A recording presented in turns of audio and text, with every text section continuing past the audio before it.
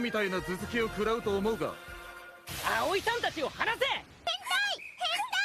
変態てめえらこら、誰に口聞いてんだこら。